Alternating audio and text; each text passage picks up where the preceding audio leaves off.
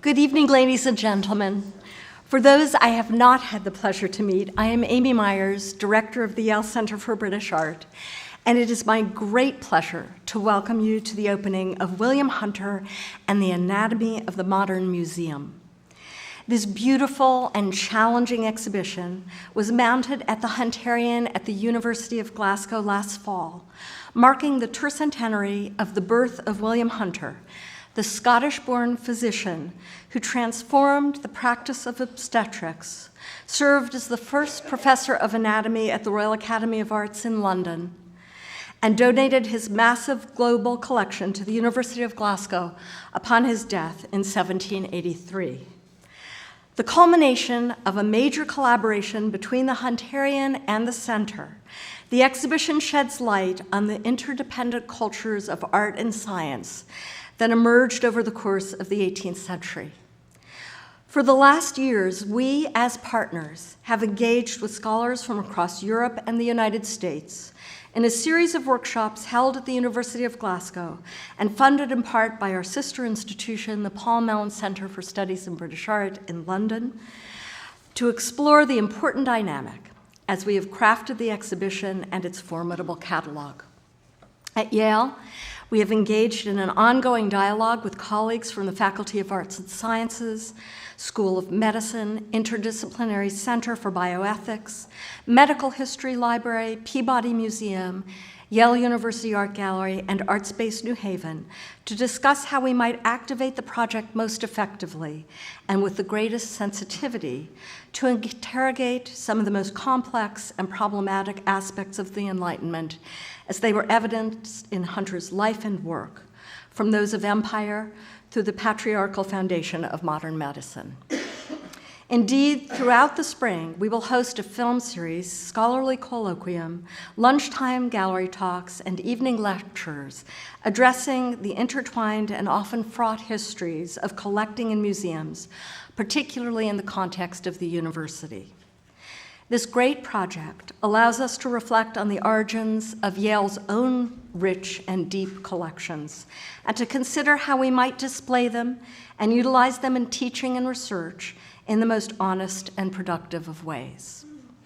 There are no easy answers to the many insistent questions posed by the exhibition, but the search, which will be ongoing, is an important one in and of itself, and one in which we must be engaged. We are grateful to be joined this evening by the director of the Hunterian, Steph Schulten, who has been the most supportive, enthusiastic, and I must say wonderful of collaborators. Several others are with us from the University of Glasgow this evening as well, including Susan Ashwater, Executive Director of Information Services, and Siobhan Convery, Assistant Director for Collection Strategy and Keeper of the Hunterian Books and Manuscripts. Both must be thanked for lending so generously from the Hunter holdings that they steward so brilliantly. We also are joined by the exhibition's curators, but of course, Mungo Campbell, Deputy Director of the Hunterian, and Nathan Flis, Head of Exhibitions and Publications and Assistant Curator of 17th-Century Paintings at the Center. With them is Lola Sanchez-Jauregui, William Hunter Tercentenary Curator at the Hunterian, without whose superb contributions this project would not have come to pass. Lola returns to the Center this evening, having served as a pre-doctoral research associate for the exhibition The English Prize, The Capture of the Westmoreland, an episode of the Grand Tour, on display during the fall of 2012, and as a postdoctoral research associate the following year. Additionally, we have with us Nate Lewis, one of 4 contemporary artists, also including Claire Barclay, Maya Vivas, and Selva Aparicio, whose works have been commissioned and selected to speak to Hunter's great anatomical atlas, The Gravid Uterus, the most accurate illustrated publication on the stages of human pregnancy to be published during the 18th century, based on Hunter's exacting dissections of 13 human subjects over a 24-year period.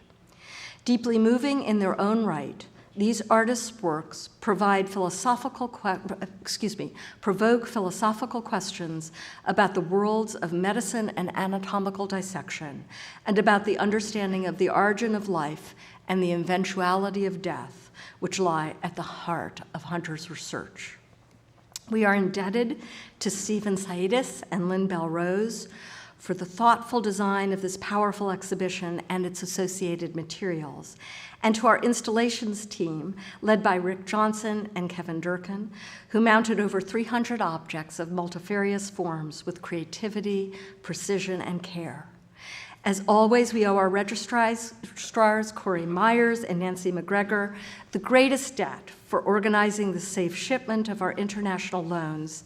And in the case of this exhibition, we are especially thankful to them, as well as to our Deputy Director of Advancement and External Affairs, Beth Miller, and Cynthia Carr from Yale's Office of the General Counsel, for negotiating the transatlantic transport of organic materials during the furlough of government workers. Due to their hard work, we were able to receive almost all of the objects in the exhibition despite the government's shutdown, although 6 requiring sign-off in relation to the Endangered Species Act were not able to be reviewed by the time the Department of Fish and Wildlife was again open for business, and we had to forego borrowing them for our display. The splendid book that accompanies the exhibition, produced in association with Yale University Press, does include these objects, and it owes its magnificent design to Miko McGinty, Rita Jules, and Claire Bidwell. Of course, the international team of scholars who contributed to the publication must be thanked for bringing their myriad fields of expertise to bear on the project.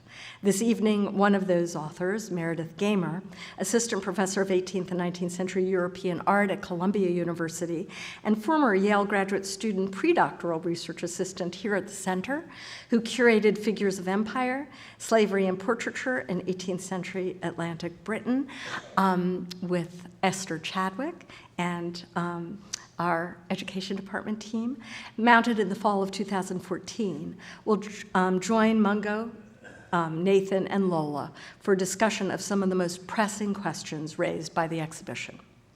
Before we turn our attention to their stimulating exchange, Steph Schulten would like to say a few words about what surely has been the most productive and rewarding of partnerships. He will be followed by Mungo Campbell, who will remark on the project more broadly and will introduce our panelists. Without further ado, please join me in welcoming Steph to the podium. Thank you.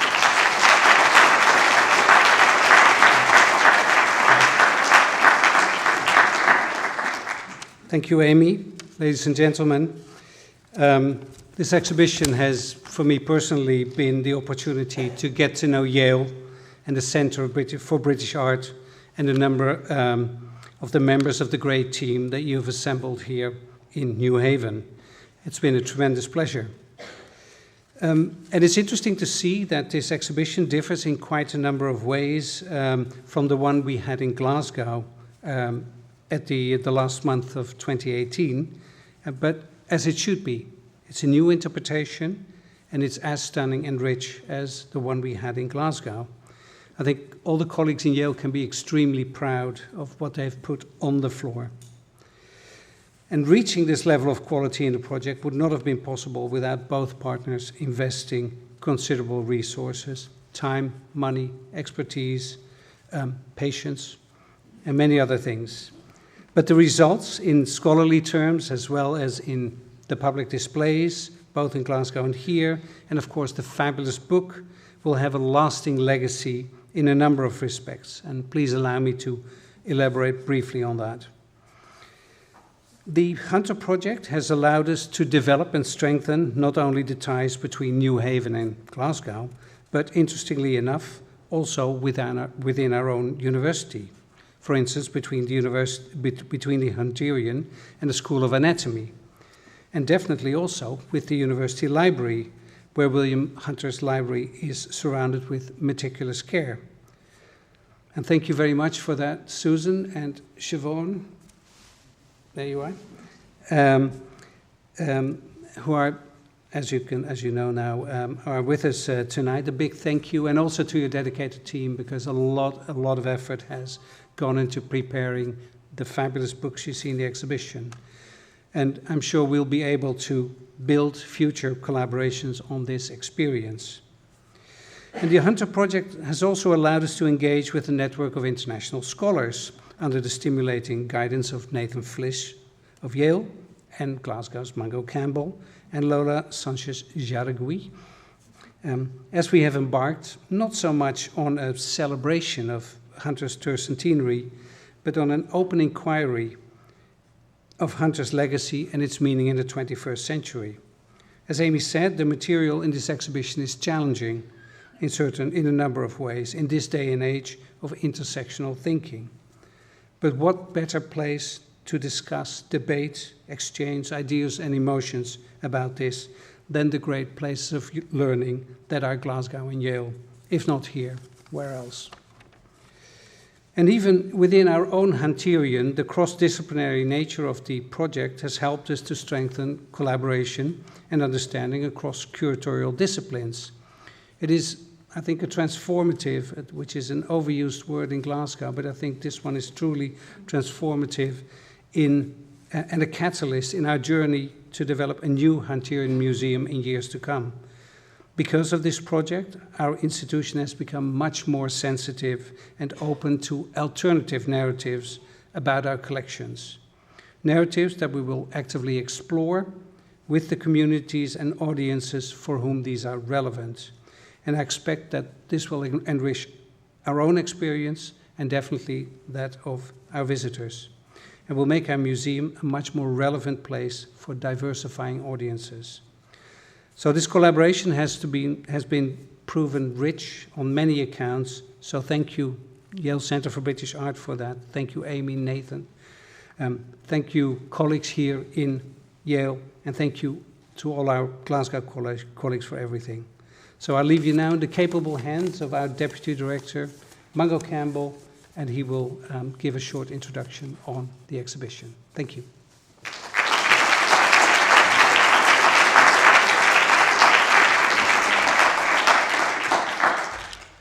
Good evening. Thank you, Amy. Thank you, Steph. And above all, thank you to the institution that is the Yale Centre for British Art. Just to pick up on one observation of Steph's, this collaboration has transformed, yes, the way that we look at so many of our collections, the way that we interrogate them, the way that we think audiences can view those. And you can set up such conversations, such inquiry within your own institution. But there is nothing, I can say with real assurance now, there is nothing like the challenge of recognizing that different audiences in different places, 3,000 miles away, approach objects, juxtapositions, thinking in very different ways. Whatever the apparent similarities of conversations, academic conversations, public discourse may be, the richness of this collaboration and the thinking around it has informed every element of what we, I hope, have achieved upstairs. In a minute, as Steph said, Nathan and Lola and Meredith and I will have a conversation about some of those aspects of the exhibition which we've either succeeded in bringing out or failed to elucidate for you, the visitor. But I just thought it would be useful to think about some of the bigger questions that we have asked, which perhaps lie behind the title, William Hunter and the Anatomy of the Modern Museum, which, when you go into the exhibition, you will see that it takes as its starting point a notional but important date, which is 1765. And it is the date in which Hunter acquired his great Chardin, the lady taking tea at an auction. It is the date at which he was painted by his great friend, Allan Ramsay. And it's the date in which he first clearly sets out the notion that he will leave his collection, he will form a collection, he will create a functioning institution, and that is the critical part of this, a functioning institution at Glasgow at some stage in the future. In fact, when he first sets that notion forth, he does so to his great mentor and long-standing friend back in Scotland, who by then was teaching at the University of Edinburgh, William Cullen. And he asks Cullen to join in the enterprise of moving his anatomy school and collection north to Scotland. The reasons for that are his own disappointment at not being able to institutionalize his endeavors in London. The practice of anatomy, the practice of obstetrics that he was engaged in and was making great success of, the practice of teaching, were all being conducted within the private entrepreneurial sphere that surrounded those activities in London. And as we'll touch on, I'm sure, in our conversation, all of those areas were marginalized. The people involved in them, even the bodies of those who Hunter was working with and teaching with, were often the representations of marginal communities. So Hunter was, in a sense, working on the edges of society at that stage, and his failure to institutionalize his enterprise in London is reflected very strongly in his desire to set forth a plan for a new institution, either in Glasgow or in Edinburgh, but almost certainly in Glasgow. Nothing comes of that, and it really is in the very last few years, the last 18 or so years of Hunter's life. By the time he dies in 1783, this collection has been assembled, but it really is only after about 1765 that the serious business of putting together that collection comes to the fore. And it becomes an obsession in Hunter's mind, a true obsession. Nothing else really gets in his way. He continues to teach. He teaches pretty well until the last day he's capable of getting out of bed. But he, and in some respects, it's teaching that kills him. But at the end of all of this, his obsession, as I say, is forming a collection which will be of utility, will have a longevity for posterity in exactly the same way that his great project, The Anatomy of the Human Gravid Uterus, is also, in a sense, his own self-composed memorial. That determination to put a private collection into the public sphere, to find a route for this, runs entirely parallel throughout those last years to the process of gathering the collection together. And what I want to do now is just to explore with one or two objects and one or two ideas, both represented in the exhibition and in the hinterland around the exhibition, some of the ideas which you can see, which you can examine, which we examine in the exhibition, which speak to the way in which Hunter gathered his collections, the way he thought of his collections, and the purpose behind that enterprise. It's very easy to think of that wonderful painting, The Lady Taking Tea, as a piece of rather splendid old master painting, perhaps at the very beginning of his collecting career in 1765, a rather solitary example, but a great example to start with. But then when one thinks of Chardin's contemporary reputation as somebody who, in a sense, distills nature in a really astonishingly painterly way, distills our perceptions of the world in a remarkably painterly way. And when one considers that, as I say, it was almost exactly at that moment that Allan Ramsay was painting Hunter's portrait, one can imagine that Ramsay and Hunter, who were almost certainly together a lot at that stage, knew what was going on, knew very closely and very clearly the arrival of that sale, and it may even have been that Ramsay was present and helping Hunter think about how to buy pictures. It's certainly true that Hunter seems to have depended on those close relationships for his great acquisitions. So the wonderful Rembrandt, which again in so many ways embodies the rich Dutch culture which brought together, and which Hunter was very familiar with, brought together painting, the practice of anatomy. That picture was acquired by Hunter from another friend, Robert Strange.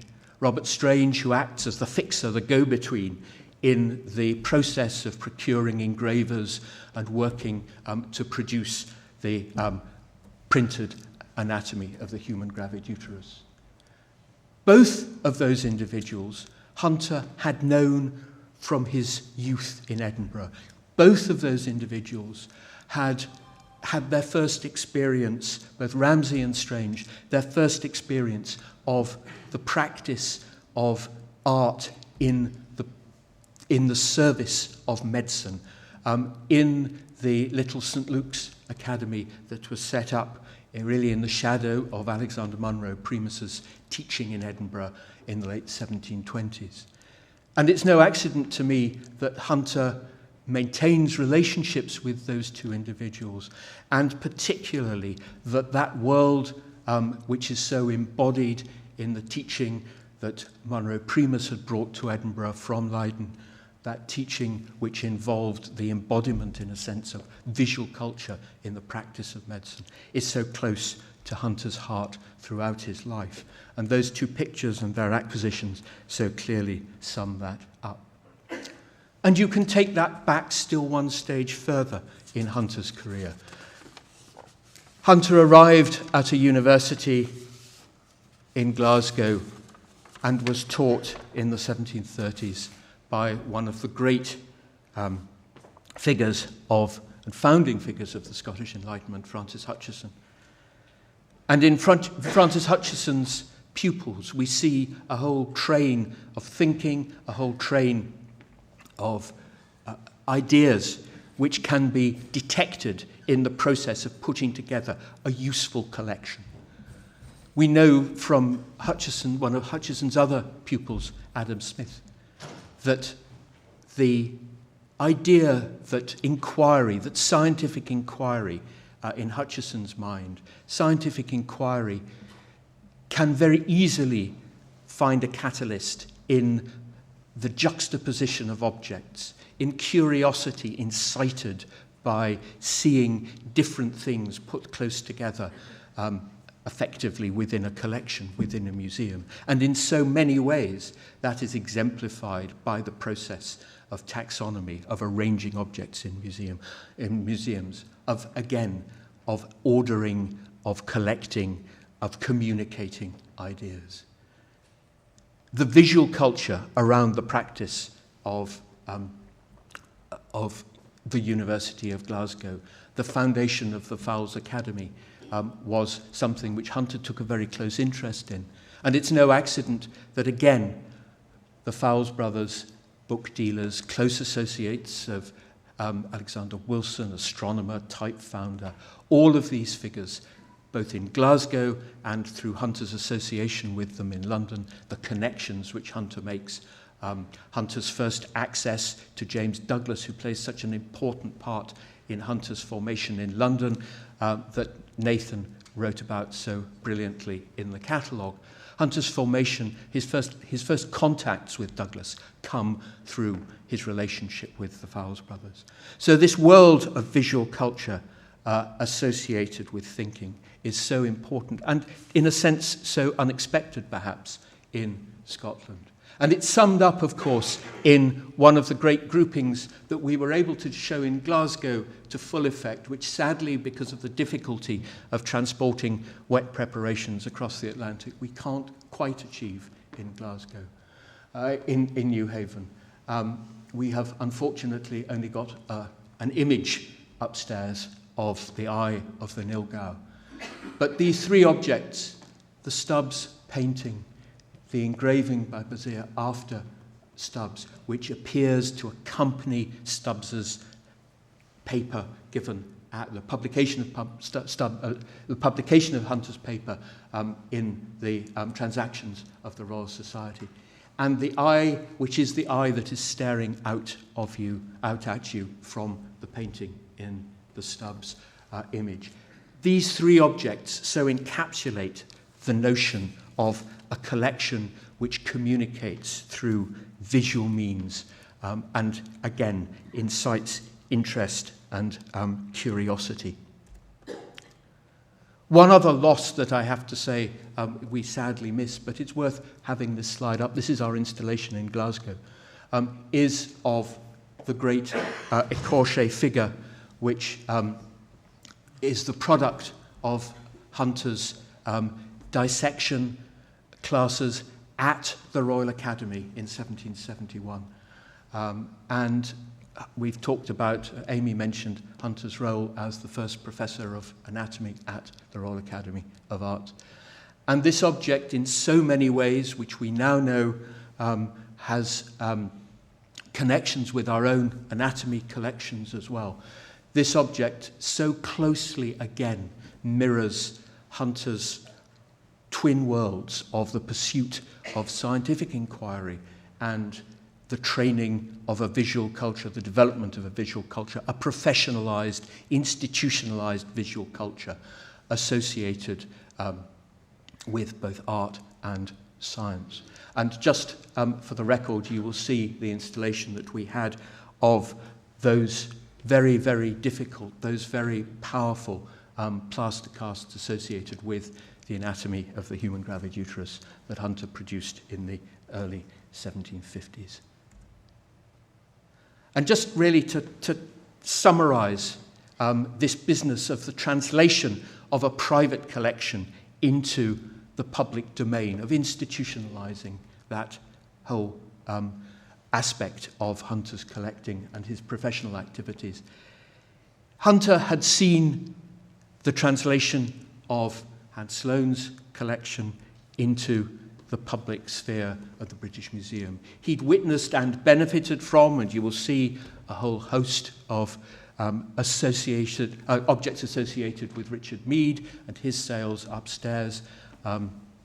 Craig Hansen has written a wonderful essay around some of those elements in the publication. And interestingly, Hunter also was closely associated with the development of another collection, that of his own brother, John, surgeon and anatomist, comparative anatomist. And John's collection, although Hunter would never know quite what would happen to it, John's collection, when John died in 1793, took 6 years to find an institutional home. Specifically, there was a shortage of funding to enable that to happen, and that collection needed to reach the public domain with the support of some funding. But perhaps as importantly, it was perceived by possible recipients. It finally, as most of you will know, John Hunter's collection ended up in the Royal College of Surgeons in London. But that collection, John Hunter's collection, was seen as much as a liability as it was an asset. And that was down to documentation, that was down to order, that was down to the state of preservation of the collection. And it was going to take the institution that received it an enormous amount of energy and resource to turn it into something that would be useful. And to that end, and to finish, that is what Hunter, and I'm sure we'll be talking about this in a couple of minutes, that is what Hunter strove so hard to achieve, bringing in the expertise, bringing in the ideas that would transform something which might have some treasures in it, some things to look at, to gape at, to gawp at, to enjoy as a public attraction, but to transform it into an intellectual, usable asset was perhaps the most important achievement that Hunter was trying to bring about. And to that end, by the time the collection arrived in Glasgow and the William Stark wonderful museum building, now sadly gone, opened in Glasgow in 1807, he had certainly done that. Perhaps his greatest achievement of all was making sure that that collection did arrive intact in a building that he had funded, and that it would be properly cared for, properly looked after, and seen by the university as an asset. The challenge of making that asset a usable and useful asset still took some time, it has to be said, for the university to overcome some of the obstacles, particularly actually around looking after a collection that it valued so much that it didn't want to let the objects within the building get lost, get damaged. But in the end, it is that translation from private collection to institutional collection, from an institution in London that was very much built in the model of the private domain, and seeing it as somewhere which, as Hunter insisted in his will, seeing the Glasgow Museum as somewhere where public lectures would take place, where one of Hunter's great associates, although it didn't come about like this because Anderson had died by then, Hunter's great associate in Glasgow, John Anderson, the professor of natural philosophy, might have been able, in Hunter's vision for this, might have been able, and we know Hunter and Anderson talked about this, might have been able to teach evening classes in such subjects as chemistry to women in Glasgow in the 1790s. All of these things were the sorts of ideas that Hunter had in mind on his death. And in many respects, the Hunterian that we now have is finally, some 200 years on, a wonderful reflection of the vision that Hunter had at the time of his death in 1783. And at that point, I think I will say, Nathan, do you want to lead us in a conversation? Thank you.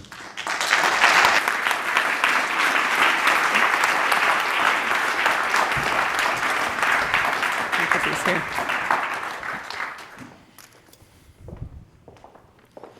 Good evening, ladies and gentlemen. It's my great privilege and pleasure to be sitting here with three esteemed colleagues and partners on this incredible project. A project that's taken us on quite a journey over the past several years and through many fascinating and at times quite challenging conversations, and involving some of the people in the audience here tonight. And once more, we have a chance to talk together. I'm going to begin with Meredith. Meredith, your contribution to our exhibition catalog meticulously, elegantly retraces the process of investigation that Hunter and his colleagues have followed in the dissection and the representation of the pregnant human body in preparation for the atlas, the anatomy of the human gravid uterus. You've studied Hunter and his work since you were a doctoral student at Yale, oh so long ago. And this is, of course, where we first met, when I arrived at the museum. We had more than one occasion together to look at the materials related to the Human Gravid Uterus Project at the Special Collections at the University Library of Glasgow. And the last time we were together there looking at these materials, you were nearing the final trimester of your own pregnancy, which was, to say the least, a surreal experience, but also, I think, a really wonderful experience that I'm always going to be able to look back on fondly. So thank you for that. And being pregnant at that time, it must have given you great insight, I thought, into what you were looking at, but also affected your research in a very personal way. Could you begin by describing for us the historical and the cultural significance of Hunter's life's work, his so-called magnum opus, this anatomy of the human gravid uterus, and tell us how your perspective on that work has changed over time? Sure, I'll be happy to. And I just want to also say that it's a pleasure to be here and that the show looks beautiful. So it was really wonderful to come and see it today. So to start with the kind of historical and cultural significance of Hunter's anatomy of the human gravid uterus, just sort of stated as concisely as possible for its time. So it's published in 1774.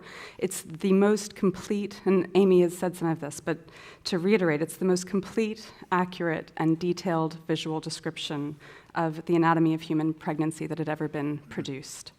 Hunter works on it for about 25 years. So he begins working on it in 1750 and doesn't finish it until 1774. And the reason, it took a long time to kind of come to understand this because it's kind of buried throughout the text and the images of Hunter's book. But the reason it takes him so long is because he's essentially, we've been talking about Hunter's collecting. He's basically collecting bodies. He's collecting the bodies of pregnant women, corpses, through networks that he references, but for the most part leaves quite obscured. And his goal becomes over time to create a complete depiction of the stages of human pregnancy from the earliest stages of conception, so the very last plates, because it goes in reverse chronological order, so plates 33 and 34 actually show the earliest stages of conception, and the very first plates, because the first subject that he dissects is 9 months pregnant, begins at 9 months. So what he's constructing is a book that actually shows for every month of pregnancy at least one dissected subject. And what's crucial about that project, and what I think is quite difficult for us to completely understand or to quickly understand today, is how revolutionary that was for people's understanding of what pregnancy was. So prior to this book, and really prior to the 18th century, anatomists, even anatomists who were interested in the anatomy of pregnancy, would at most have the chance to dissect 1 or 2 human corpses. For the most part, this research is being carried out on animals. And so Hunter's process, or Hunter's project, is really one of accumulating a greater body of data than had ever been kind of accumulated in a single place surrounding the anatomy of human pregnancy. So that in a sense is I guess you could say, the kind of the medical contribution. Mm-hmm. And I think it's important when you see the plates to realize that the knowledge that the plates are conveying is really in the visual descriptions and the visual images that they're producing and the records that they're making. As far as the cultural importance, the other thing to know about this book is that it is, and you'll see this when you go up to the exhibition, it's an incredibly beautiful and lavish production. Mm. So there are a few other anatomists working in London at the time who are also producing illustrated anatomies of pregnancy, but they're far less expensive, they're less lavishly produced, they're more schematic.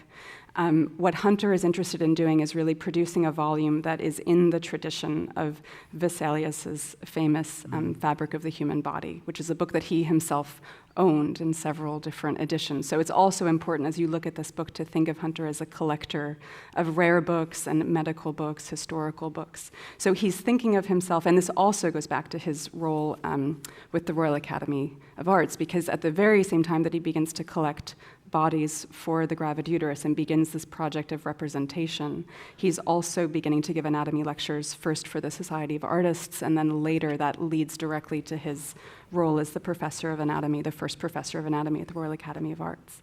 So it's both an incredibly important contribution to the history of medicine and anatomical illustration, and in a sense also art. The reason I was so drawn to this project from the very beginning was that the plates and the drawings that Jan van Riemsdyk makes for them are incredibly beautiful.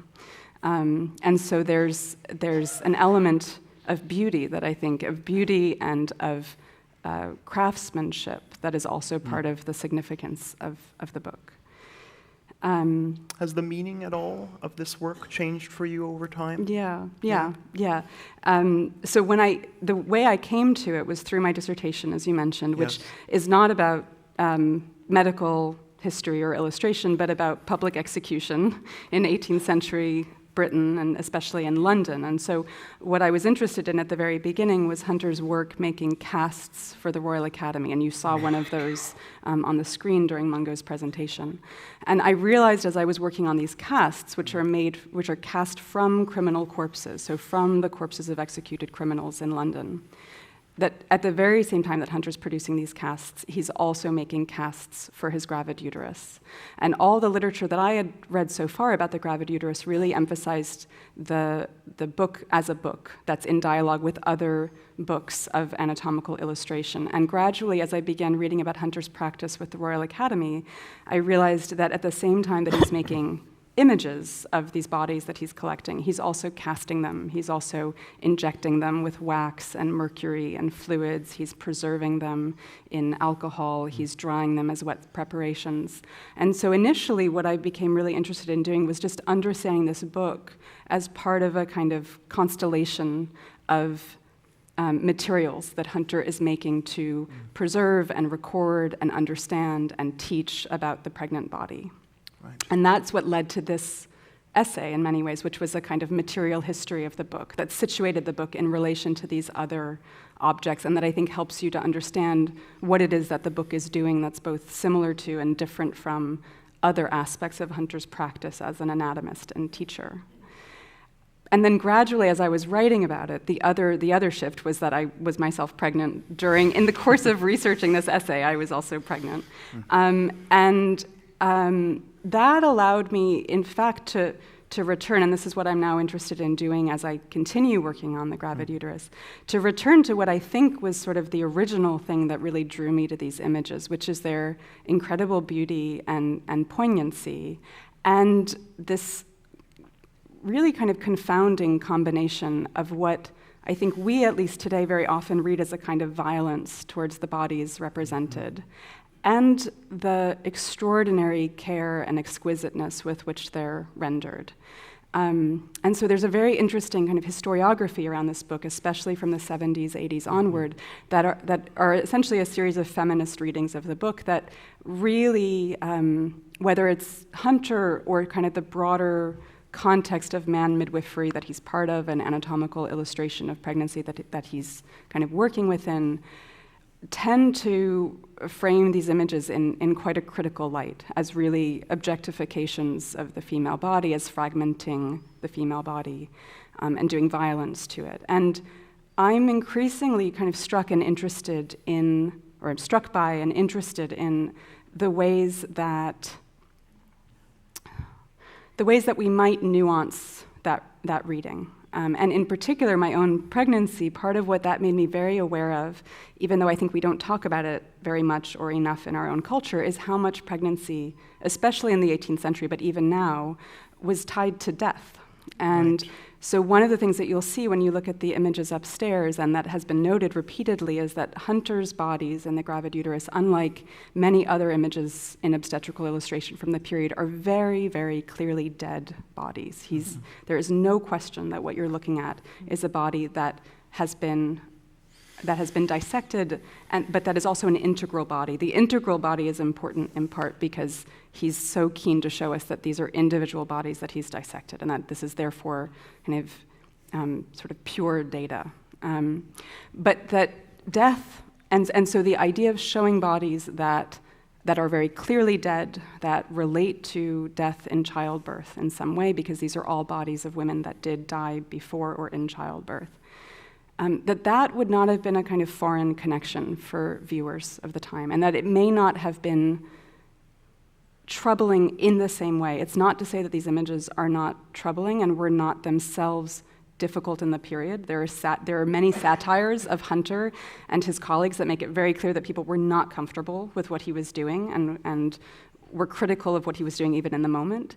But I think it's thinking about the kind of connections, this sort of inextricability of death and childbirth in the period, may be one way of understanding why the images may look the way they do.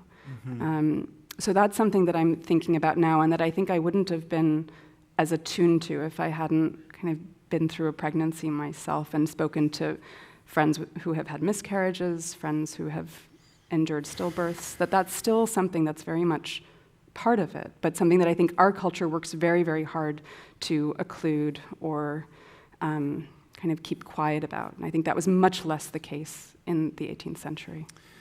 Many viewers who see the Jan van Riemsdyk drawings or the engravings after them for the first time, or even the plaster casts as well, but the drawings for the first time remark on the seeming callousness with which Jan van Riemsdyk has depicted these bodies, and the seeming callousness, and you mentioned the violence, the implicit violence that Ludmila Jordanova and others have talked about in the past literature, with which the bodies have been dismembered, and the way that the male gaze has played a role, in the 18th century, in an age when there's the patriarchal domination over women is a cultural norm.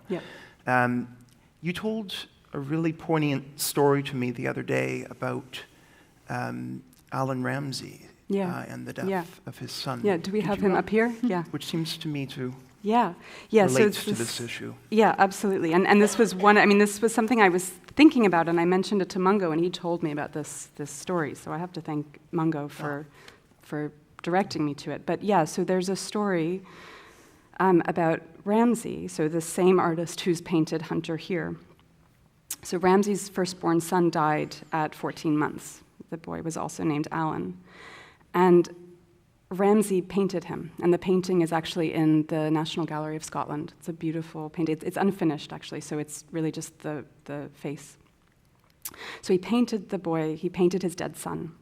And there's an account given by Ramsay to Lady Bute about his experience doing this, and he writes, while thoroughly occupied thus, so this is Lady Bute kind of paraphrasing Ramsay. While thoroughly occupied thus, he reported that he felt no more concern than if the subject had been an indifferent one. All grief was gone. But when he laid down his pencil, it returned. And the painting was actually found among Ramsay's possessions after his death, so it's something that he clearly kept with him. And so I think what fascinated me about this was the idea of imagining Ramsay as someone who is clearly deeply in grief, and the way that he deals with his grief is to paint his son.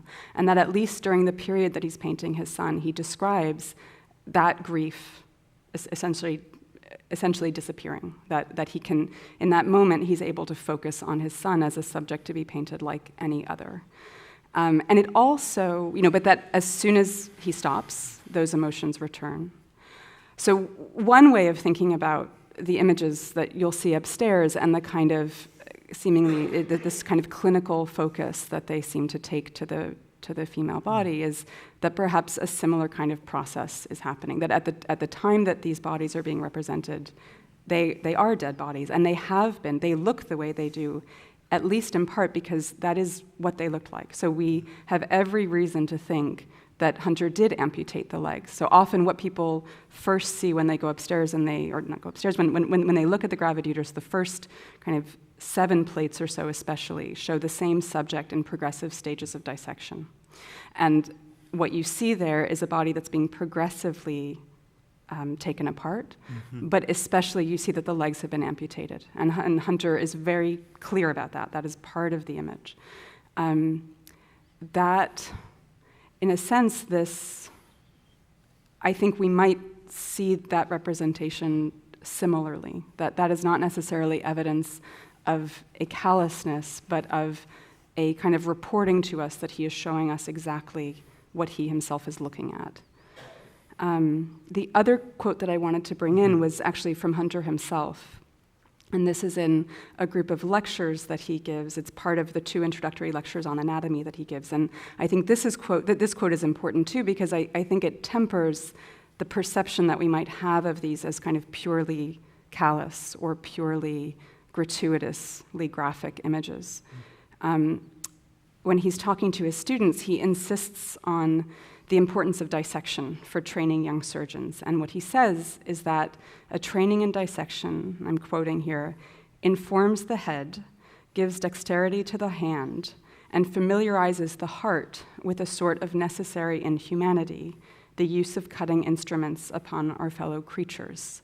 And that phrase, necessary inhumanity, to me is a very useful one to keep in mind as we're looking at the works upstairs. I mean, the other thing to keep in mind as you're looking at the book and all of these objects is that at the same time that Hunter is making, like really just the very same set of years that he is producing the gravid uterus, he is also the physician to Queen Charlotte, and he delivers all but one, is that correct, of her 15 children, right? And the one that he doesn't deliver, it's because he's passed away several months earlier, so he presumably would have delivered all 15. As Charlotte delivers them, but he facilitates. Yes.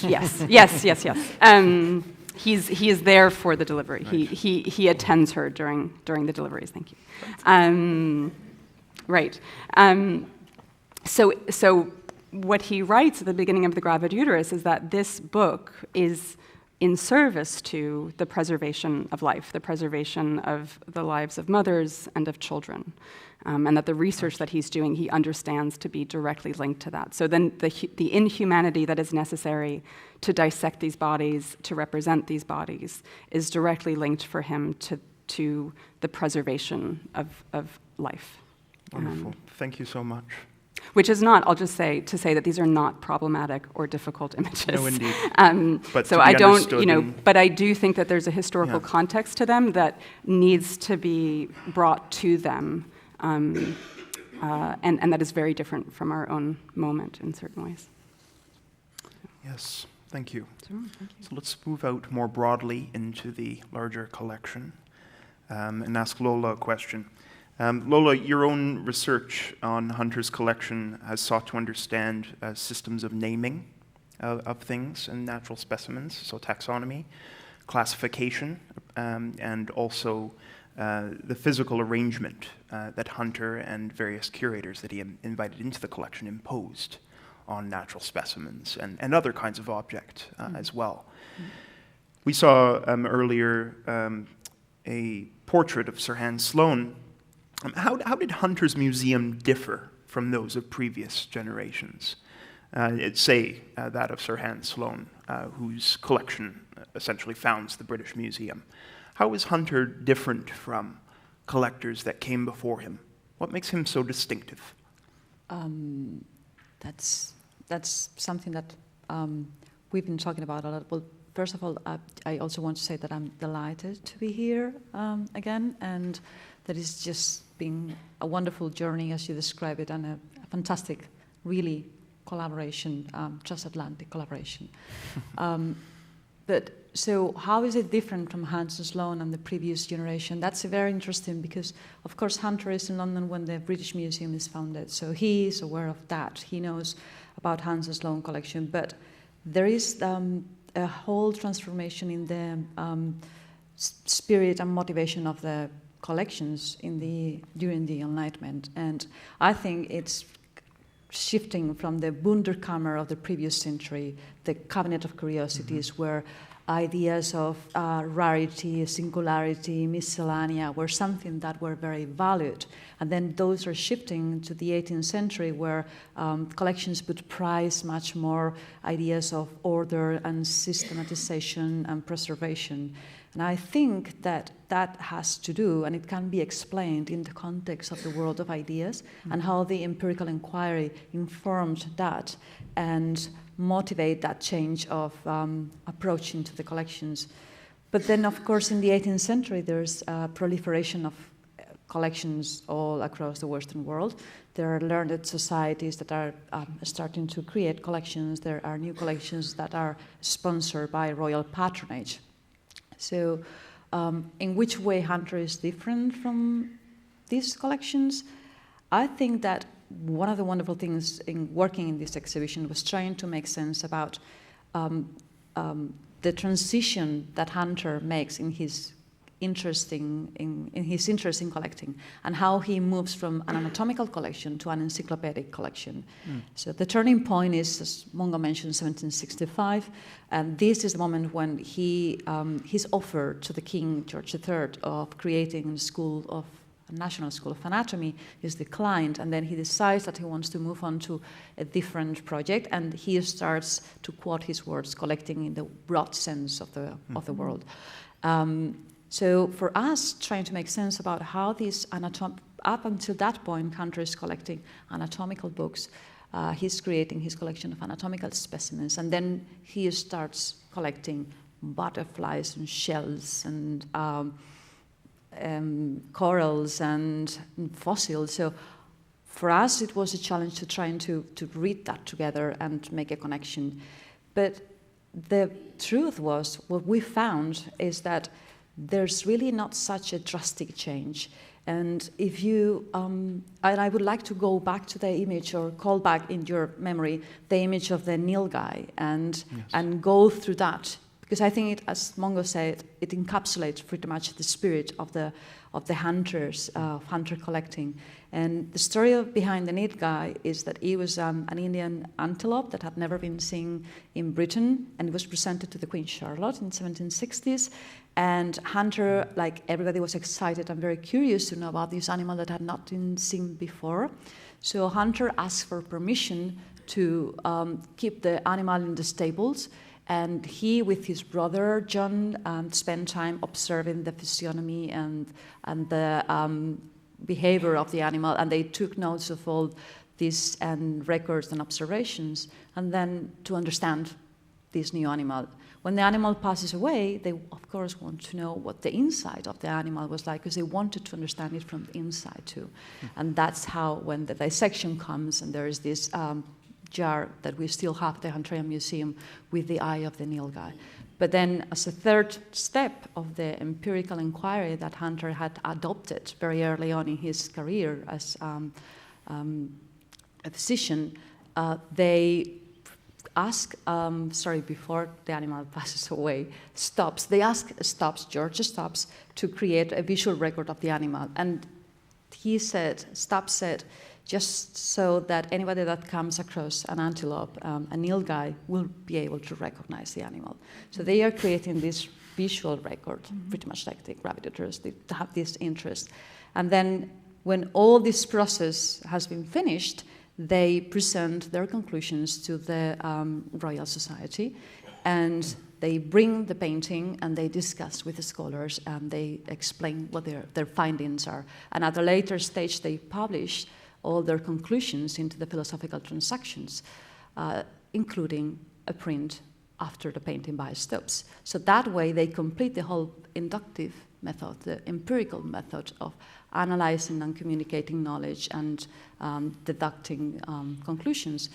And there are plenty of examples in Hunter's collection. The gravitators is one of the most astonishing ones, but you can find many of those. And that way, I think that what connects Hunter collection and what makes him different is this interest in that the collections, the objects, should be used for building knowledge, for inquiring objects. So it really didn't matter to Hunter what kind of object it was, but it was about the approach and the inquiry, and he was trying to foster that. I think, to me, it's a completely changed from previous generations like Hans Sloane. Right. Do you want to say a little bit more about how the contents and the arrangement, or what we know about the arrangement of Hunter's museum, reflected the way that he and his contemporaries saw the world? We know very little about the way of Hunter collections were arranged. There are some descriptions, contemporary descriptions, and there is a little print that you can see in the exhibition, very vaguely describing. But what we know is that Hunter was very involved in the cataloging and the arranging in the collections. And he was deeply involved. He really wanted to have the collections properly arranged. And in this sense, of course, the impact of the research of Linnaeus and the new taxonomical systems cannot be reinforced enough, the impact that it had in the collecting and in the museums. But Hunter was interested in having his collections properly arranged in order to make them available for other scholars to use them. Right. He wanted the collections to be used, and so that is something that I think defines also Hunter collection. But in terms of how contemporaries saw the world, I think that a nice parallel can be made with the encyclopedias. Because encyclopedias and museums are both major Enlightenment projects. And they are dealing with very similar questions about compiling information, retrieval of information, and there is this willingness, this want to compile all the knowledge of the world in one volume, like museums try to do that in one building under the same roof. And of course, this way of classifying was also leading into the idea that there was a connection between all the branches of knowledge. And that is something that actually is specifically explained in the first volume of the Encyclopedia in 1751. And even Samuel Johnson, when he defines in his dictionary encyclopedia, he talks about the circle of science and the round of learning and how all the branches of knowledge are connected one to each other. Right. And what Hunter, so the epistemic implications of bringing together shells and corals all together in a collection allows endless possibilities to juxtapose and explore what the connections are between the different branches of knowledge. And Hunter himself pursued some of this research. When you go upstairs to the exhibition and you see the corals, he was fascinated about the formation of the corals and the similarities in the formation of bones, or the formation of calculi and how they could explain the fossilization, the boot, fossilized boot, and we have fossils in his collections. And I think that way of looking at the different branches of knowledge is something that defines the 18th century pretty much. And is reflected in Hunter's collection and so. investigations. Yes, Yeah, beautiful. that's what I think. Thank you. Mungo, we'll end with you. For all that we continue to learn about Hunter's Museum and learn from Hunter's Museum, it's remarkable, and we've often said this to one another, how little we know about Hunter, the human being, Hunter, the person, Hunter, the character. I wonder if you could speak to this problem and tell us how your perspective on Hunter, the person, has changed since we began the project. It's a really, really rich question, Nathan. And as you know, as you just said, we've talked about this quite frequently. When we set out on this, it was very important that we weren't constructing a museological hagiography, in a sense. And we've worked very hard, I hope, and succeeded in avoiding that. And as Meredith in particular was saying, there are all sorts of troubling things about even the most important objects in Hunter's collection, whether made in relation to his anatomy practice or collected as part of the great imperial project that is developing in the 18th century. But try to understand the man himself, who is investigating in the broadest philosophical terms humanity, who we are, asking questions about what humankind is around the world, and some of his Scottish Enlightenment friends, Kames, John Miller, are asking these questions very close to Hunter's circles. Despite all of that, we have a very sort of lopsided view of Hunter, which I've been trying to overcome, but I can't say that I have yet succeeded. In the way that particularly medical science is practiced in the 18th century, there is every opportunity for people to fall out with each other.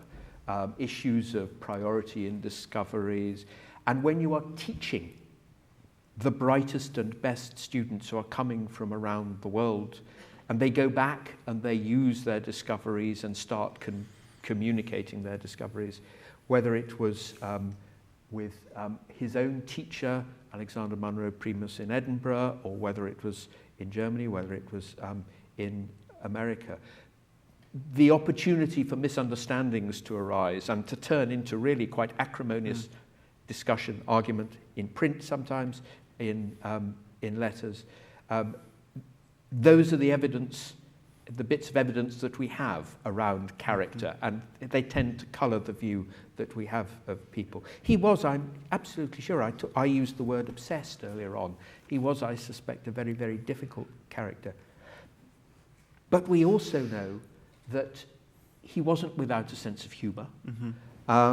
We're very fortunate. There are lecture notes, for example, on midwifery, given from across his career.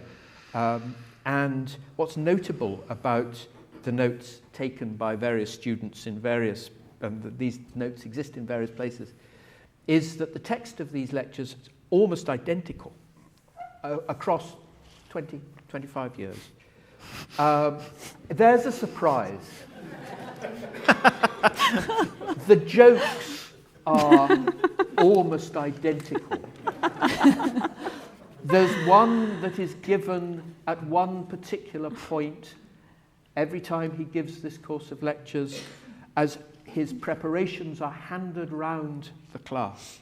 And he says, gentlemen, this has cost me so much intellectual and physical endeavour to make it.